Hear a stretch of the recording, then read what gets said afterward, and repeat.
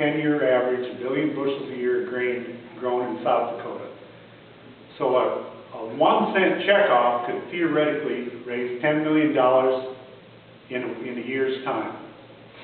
There's $2.7 million lost, or 2.6, I think, at Anderson Seeds.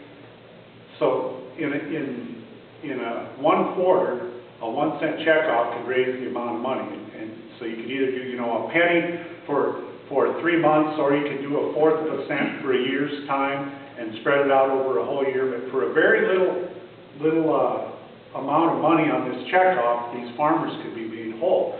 Now, I know there are farmers that don't like checkoffs, and they'll complain about it, you know, long and hard. And I look at it this way. I'm from out on the country, okay? And especially in a year like this, it's a dry year, we've had a lot of fires. And when there's a fire, when there's a prairie fire out in the country, everybody shows up to try to help put that prairie fire out. And they stay and help until the prairie fire is put out. This is kind of the same thing.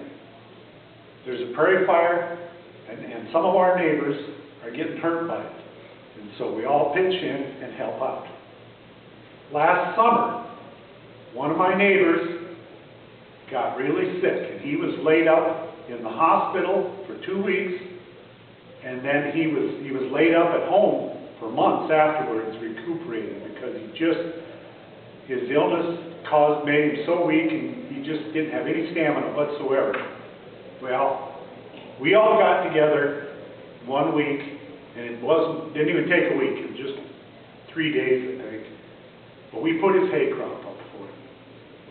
He wouldn't have been able to do it himself, but you get enough people in there, and everybody does a little bit, and we got his hay crop put up for him, and so he was able to have hay for his cattle last winter, because all the neighbors came together and helped him out in his time of need. The Anderson Seeds fiasco is similar to that. If all the farmers in the state of South Dakota pitched in with just a fraction of a cent checkoff, we could pay for that loss, and our neighbors could be made whole.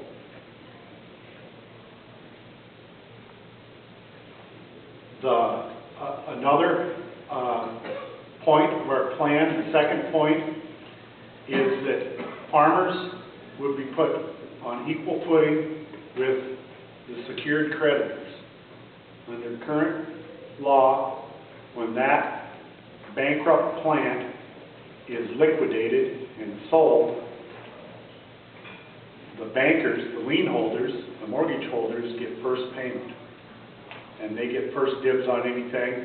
And then after that comes the people who hold mechanics liens, you know, the electricians that came to do some wiring, or the pest control guy that comes and sets up the rat traps around a grain warehouse. They're second in line, and third in line is the farmers that have delivered grain to that facility. And so we have proposed to make farmers on equal footing with the secured creditors there. And that's the second point of our plan. The third point is we would like to change some of the laws in the state of South Dakota that deal with secrecy. We have a problem in this state with governmental secrecy, not knowing what different branches or different departments of government are doing. I was shocked to find out that in this Anderson Seeds fiasco, the Governor's Office of Economic Development had a loan application sitting on their desk from Anderson Seed Company. Anderson Seed wanted to borrow economic development money from the state of South Dakota, and the Governor's Office of Economic Development turned them down because they thought they were an unworthy creditor. Well, good grief. The Governor's Office of Economic Development is on the second floor. The Public Utilities Commission is on the first floor. All you got to do is walk down the stairs and go over to the Public Utilities office and let them know that we think something's afoot at Anderson Seeds, that they might be going bankrupt soon, and And since you're the regulatory agency that's in charge of regulating them, you might want to look into this. Had GOED done that, the losses would not have been as great, because the PUC could have shut them down months sooner and possibly nipped this thing in the bud where it was did not turn into the big deal that it is.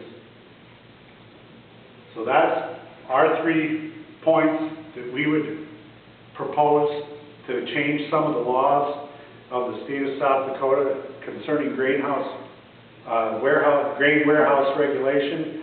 There's also the points that the Public Utilities Commission has. Like I said, Matt and I can both support those points for the most part. They're just kind of fiddling around on the edges, some of them. There are things that are gee whiz things that why wasn't this law before? I mean, I thought this, makes so much sense that you can't lie on an application. That should have been law, but it wasn't.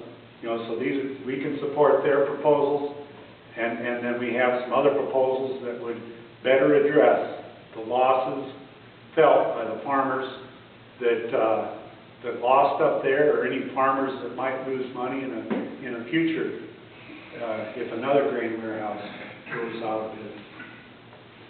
Now that's just one part of what the Public Utilities Commission does.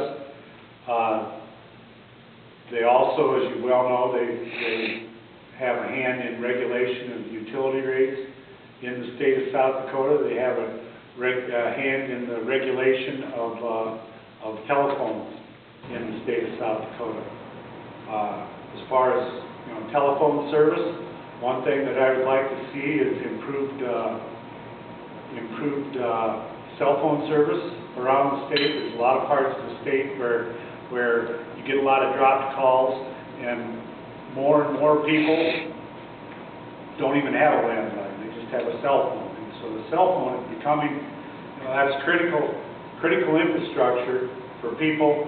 There was a fellow from Winter called me and said his wife slipped on the ice on their street in winter, and nobody happened to be coming down the street for a while, and she laid on the sidewalk for over a half hour, and she had her cell phone with her, but she couldn't get service in the city of Winter on her cell phone to call anybody to come and help her. So you can see how improved cell phone coverage is critical in our state, especially in this day and age.